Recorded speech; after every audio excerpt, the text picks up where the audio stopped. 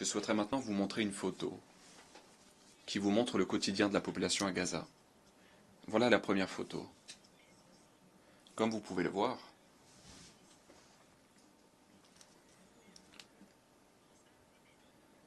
nous voyons là des femmes avec des seaux.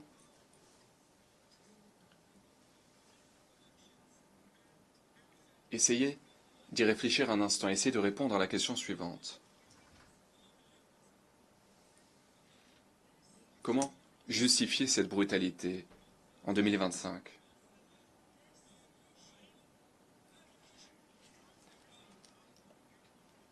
Cette photo est un affront pour l'humanité. Cela illustre la situation qui dure depuis près de 2 ans à Gaza. Il y a à Gaza 2,5 millions d'habitants. Ils vivent sur un territoire de 365 km². Et jour après jour, qu'est-ce qui se produit? Eh bien, cette population est déplacée d'un endroit à l'autre. Concernant le système de santé de Gaza, il s'est effondré totalement. Les médecins ont été tués. Ils sont portés disparus. Des ambulances ont été ciblées, des hôpitaux ont été détruits.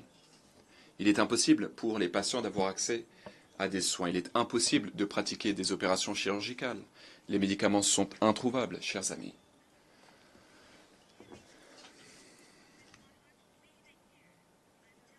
Mon cœur est déchiré par ces images. Il y a des enfants, des nouveau-nés, des bébés âgés de 2 ou de 3 ans qui ont été mutilés, auxquels il manque des pieds, des bras, des mains. C'est désormais des scènes quotidiennes à Gaza.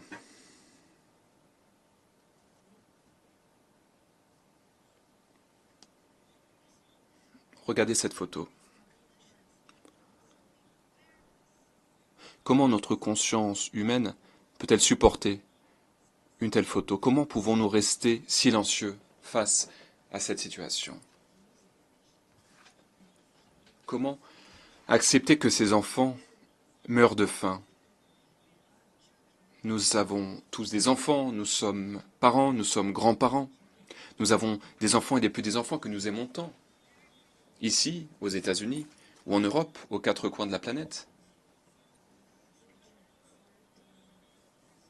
Lorsqu'un enfant se blesse extrêmement légèrement avec, par exemple, l'épine d'une fleur, eh bien, cela peine les enfants, cela peine les parents. Mais à Gaza, il y a des enfants qui sont amputés sans anesthésie. Je regrette de le dire, mais je pense que l'humanité a atteint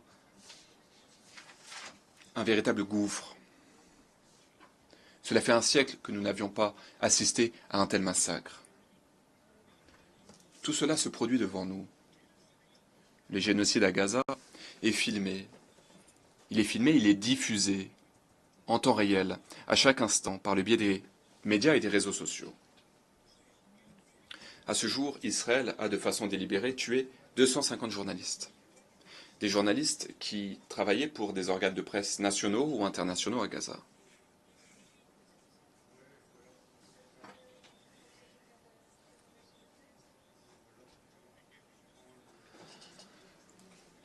Israël n'a pourtant pas réussi à dissimuler le génocide en cours. Je soutiens pleinement le secrétaire général Antonio Guterres, car il a eu de cesse d'attirer l'attention de la communauté internationale sur les génocides en cours dans les territoires palestiniens, et je souhaiterais une fois encore le remercier de son courage. Néanmoins, l'ONU n'a pas été en mesure de protéger le personnel de l'ONU à Gaza, hélas. À Gaza, il y a 500 personnes qui se sont précipitées pour en sauver d'autres. Sur ces 500 personnes qui ont été tuées, 326 étaient des membres du personnel de l'ONU. Excellences, mesdames et messieurs.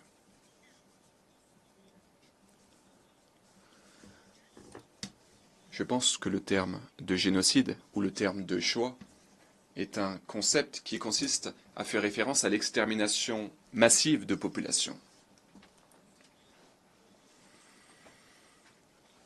Mais aujourd'hui, ce ne sont pas seulement les populations qui sont massacrées à Gaza. Les animaux, eux aussi, sont ciblés et tués à Gaza. Les terres agricoles, les potagers, les arbres, des oliviers vieux de plusieurs siècles ont été détruits. L'approvisionnement en eau a également été ciblé et détruit à Gaza. L'eau est contaminée. Des bâtiments, des maisons, des bibliothèques, des hôpitaux, mais également des écoles, des mosquées, des églises, le patrimoine historique de Gaza ont été détruits de façon délibérée. Le sol même à Gaza a été rendu stérile, incapable de nourrir la population, les animaux. Les plantes ne peuvent plus y pousser. Je souhaiterais maintenant vous montrer une autre photo. Et je souhaiterais vous poser une question. Regardez cette photo.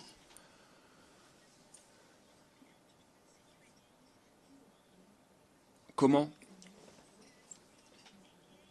prétexter de préoccupations sécuritaires pour justifier ce que l'on observe ici?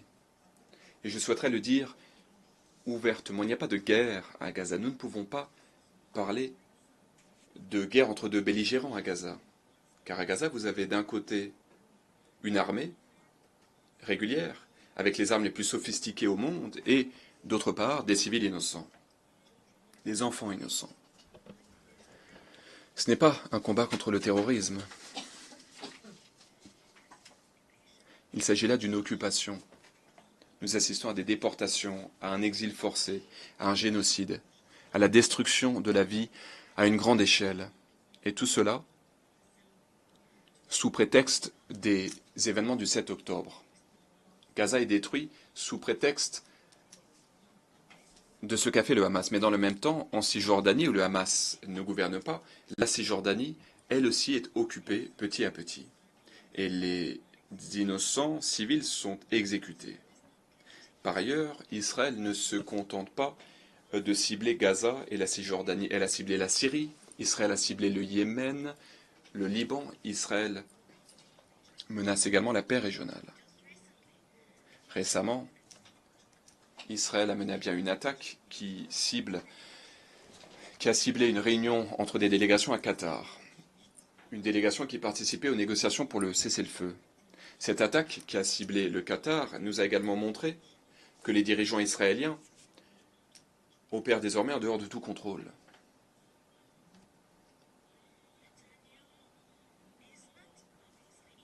Bien entendu, Netanyahou n'a pas du tout l'intention de promouvoir la paix ou de permettre la libération des otages.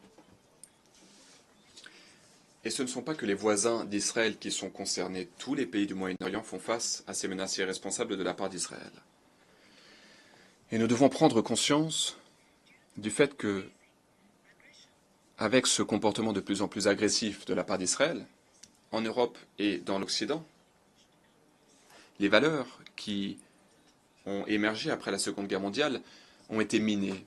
Les droits humains fondamentaux, la liberté d'expression, la liberté de la presse, la liberté de réunion, les droits des femmes, les droits des enfants, la démocratie, l'égalité, la justice, tous ces droits ont été ébranlés.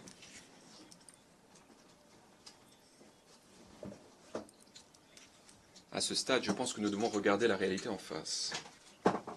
Le gouvernement israélien est absolument obnubilé par l'idée de la terre promise. Le gouvernement israélien menace ouvertement la paix régionale et les valeurs partagées de l'humanité.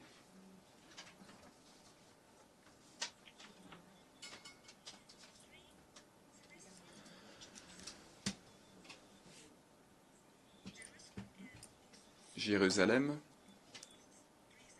est un lieu saint pour les trois religions monothéistes. Jérusalem, c'est le patrimoine commun de l'humanité. Il y a la mosquée Al-Quds, qui est un lieu qui est sacré pour les trois religions. La ville de Jérusalem, Al-Quds, est un lieu sacré pour les trois religions monothéistes. La folie du gouvernement israélien doit cesser.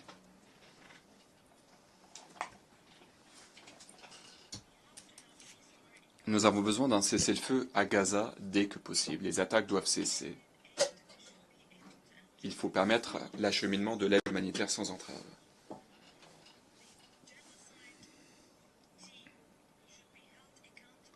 Les responsables du génocide doivent rendre compte de leurs actes, puisqu'ils ont violé le droit international.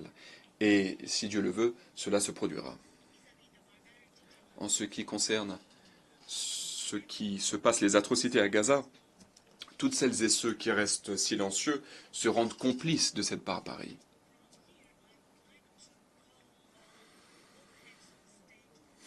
Je souhaiterais adresser un message à tous les chefs d'État et de gouvernement. Le moment est venu d'agir. Le moment est venu d'exprimer notre solidarité à l'endroit du peuple palestinien opprimé, à l'endroit de l'humanité. Vos populations, dans vos pays, manifestent pour condamner les atrocités à Gaza. Vous devez trouver en vous le courage d'agir. Vous devez honorer vos obligations vis-à-vis de Gaza. Gaza où les enfants meurent.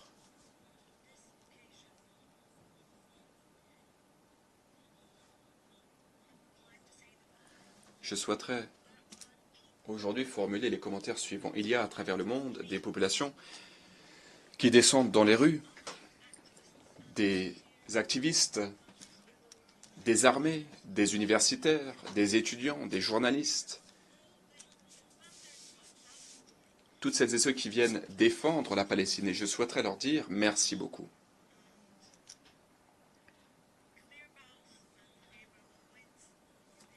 Et je vous souhaite beaucoup de succès. Excellences, mesdames et messieurs.